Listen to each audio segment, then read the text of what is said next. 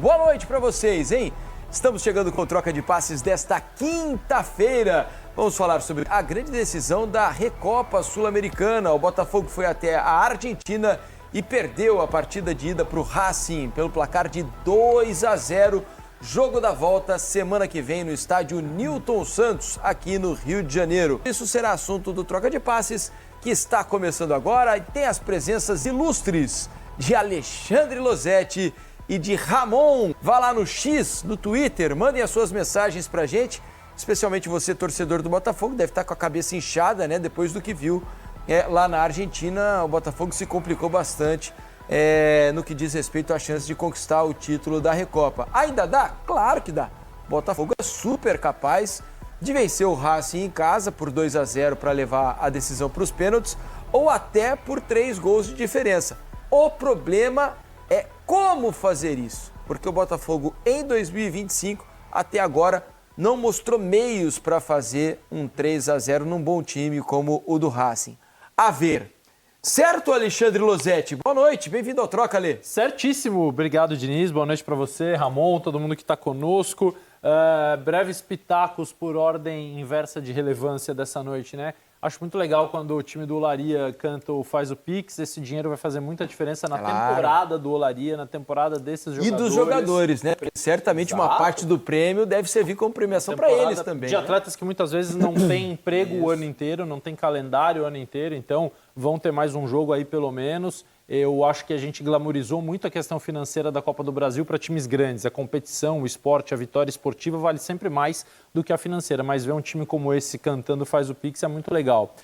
O Palmeiras ganhou o jogo, está vivo ainda no campeonato, mas de novo não conseguiu fazer uma grande partida, não teve uma grande atuação. E aquele controle que a gente está acostumado a ver o Palmeiras do Abel ter, mas o importante era ir para a última rodada com chances, embora não dependa só de si.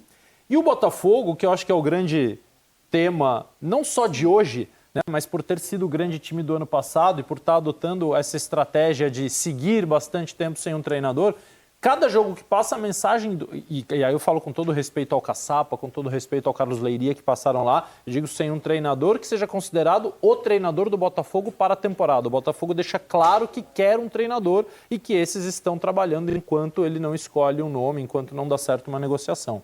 A mensagem que o Botafogo está passando é: nós acreditamos que lá na frente nós vamos conseguir recuperar rapidamente o que está sendo perdido. Porque boa parte ou parte do que foi construído no ano passado está se perdendo. Está se perdendo com desorganização, com a falta de referência, com falta de liderança, com o desmonte de boa parte do elenco. Alguns jogadores estão estreando, outros estão sendo relacionados pela primeira vez. O Juan entrou hoje, o Jair ficou no banco. Então, é uma mensagem e a gente vai ver lá na frente se ela está certa ou não, mas de que o Botafogo acredita que pode recuperar um caminho rapidamente, como fez no ano passado quando chegou o Arthur Jorge. Não é uma receita, nem sempre dá certo. Então, eu estou cada vez mais curioso para ver a sequência do Botafogo, que jogou mal, muito mal hoje contra o Racing e com decisões individuais muito equivocadas, especialmente do Alexander Barbosa. Falaremos bastante sobre isso aqui no Troca de Passes.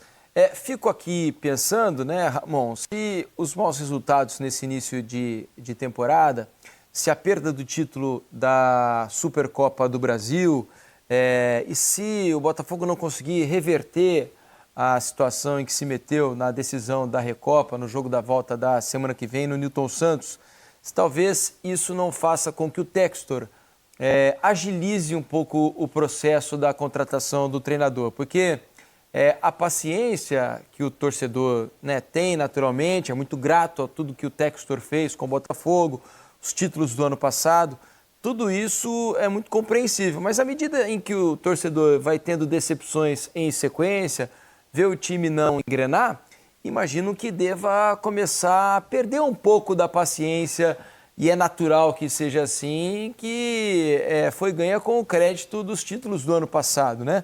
Você acha que isso pode acelerar, de alguma maneira, o processo para que o Botafogo consiga um treinador? Não é que o Textor esteja lá, de braços cruzados, e esteja tentando. Ele tentou diversos treinadores, não conseguiu um acerto até agora.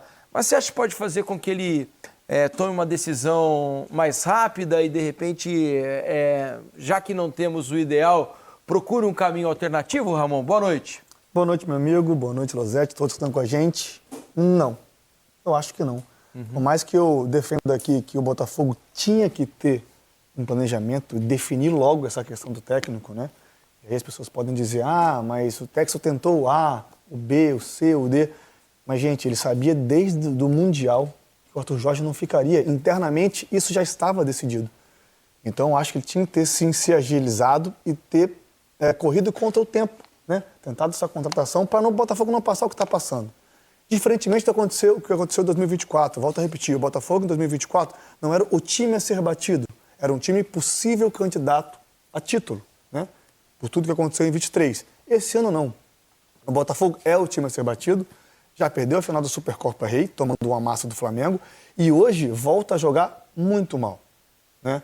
Mal na questão de não ter criação, não ter repertório, de deixar o Igor Jesus isolado lá na frente e ficar rifando bola toda hora. Eu entendo essa questão desses 3 volantes, que contra o Flamengo funcionou muito bem, né? O Flamengo faz um jogo muito por dentro, de terceiro homem, de movimentação, de infiltração na última linha, e o Botafogo conseguiu controlar com dobras laterais, com o Marlon Freitas ajudando o Alex Telles, o Gregory ajudando o Vitinho, e funcionou bem.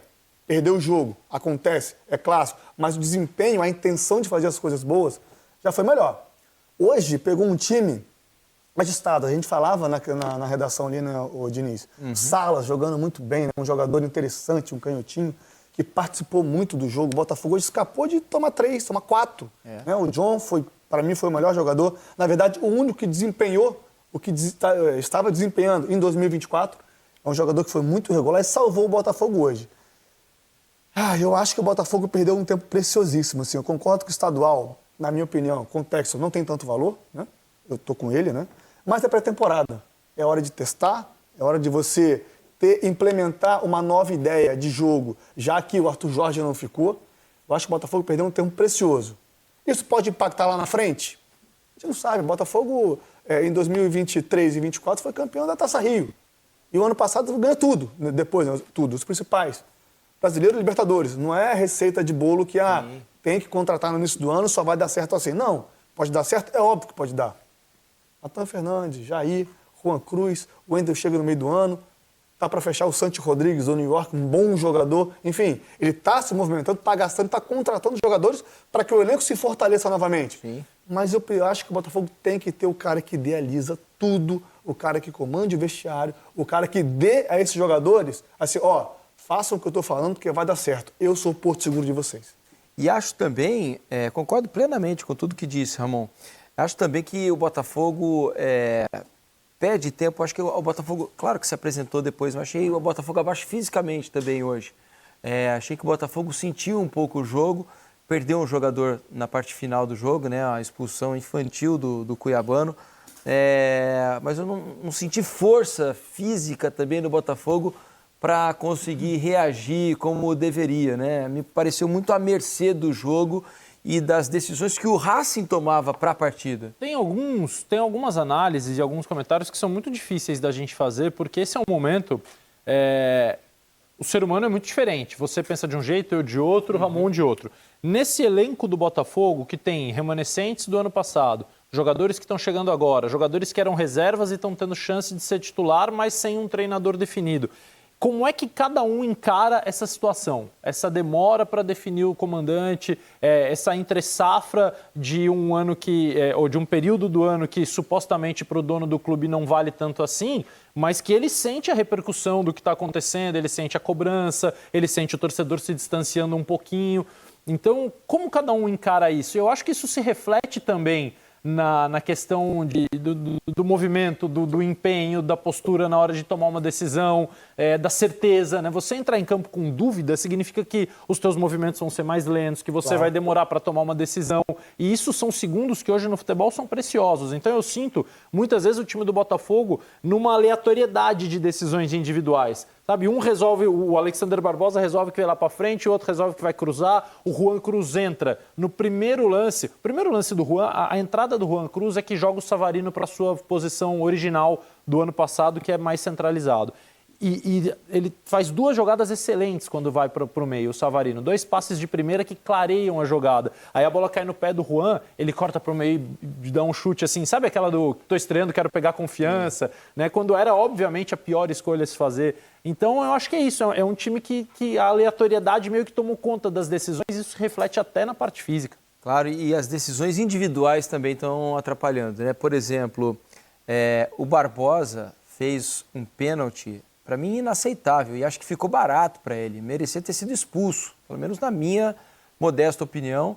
Larga completamente a bola, ele sabe que o jogador do Racing está ali, ele vai com o cotovelo na frente para acertar no Brasil o era jogador. Vermelho. Isso. O árbitro brasileiro ele estaria expulso. Isso. O VAR teria chamado aqui, ó, né, para expulsar o Barbosa. Acho que ele correu muito risco. Eu teria expulsado o Barbosa naquela altura, um pênalti claríssimo, desnecessário.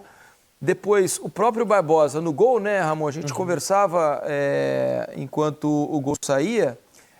O Barbosa vai à área para tentar um empate, o Botafogo perde a bola, o gol sai do contra-ataque em que o setor onde o Barbosa deveria estar estava vazio e por ali sai o gol do Martínez, o segundo gol do Racing. E depois a expulsão absolutamente infantil e merecida do Cuiabano, absurda, né? Uma agressão, um chute no covarde. rosto do adversário. Uma covardia com um colega de profissão, não se faz isso de jeito Então, nenhum. veja que são decisões individuais, por mais que o Botafogo não estivesse bem no jogo, não estivesse conseguindo, né, criar, o goleiro do Racing, o Arias, não fez nenhuma defesa ao longo dos 90 minutos, né? Não me lembro de uma defesa importante do Arias ao longo do jogo, ao contrário do John, que fez um bom jogo.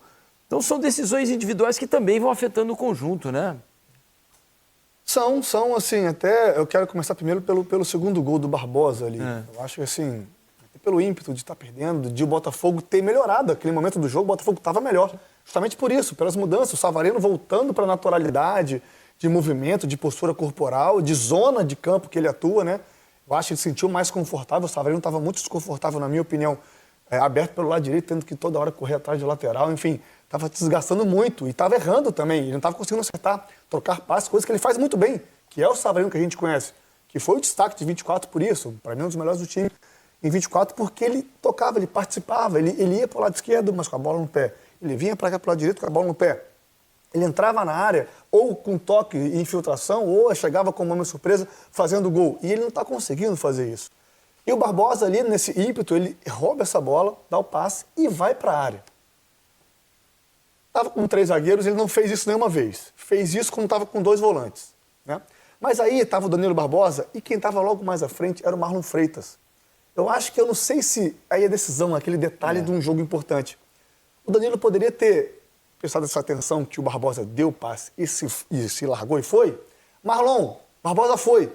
4 passos para trás. Ele dá 4 passos para trás, por mais que a bola caia na zona central, ele vem recuando, ele vem tentando jogar o atacante para o lado e dá tempo de alguém recompor. São detalhes que fazem a diferença num jogo como esse. Sabe o que eu acho que aconteceu nesse lance? A substituição melhora ofensivamente o Botafogo porque o Savarino vem para dentro. Exato. Por outro lado, a gente agora há pouco estava mostrando o campinho aqui do jogo, talvez fosse até mais fácil para ilustrar se a gente colocar. O Alan começou sendo o volante número 1, né? A estrutura do meio campo do Botafogo tinha o Alan como 5, o Newton e o Marlon Freitas um pouquinho mais à frente por dentro, o Savarino e Matheus Martins pelos lados e o Igor Jesus à frente. A substituição é como se você tirasse esse volante de trás dos 2 meias e colocasse ele à frente. Perfeito. E aí a linha defensiva, e aí falta a questão da organização coletiva. Sim. Ela tem que dar uns passos para frente quando o time está atacando. Então ficou um buraco muito grande entre o bloco que estava atacando e o Barbosa se juntou a esse bloco e os jogadores que ficaram atrás. E não tinha mais aquela peça que fazia essa cobertura. Então faltou também a percepção de,